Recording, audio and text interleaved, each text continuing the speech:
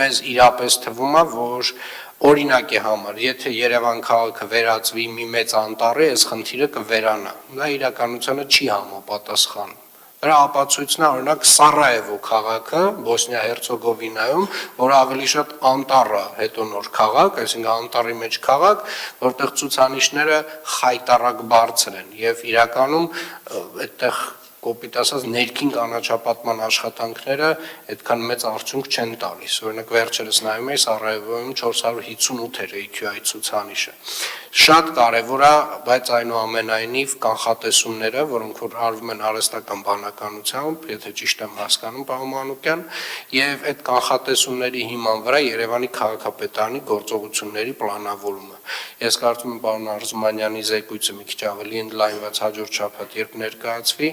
ըստ այդմ նաև հետագա քայլերի մասին ավելի լայն իրազեկենք։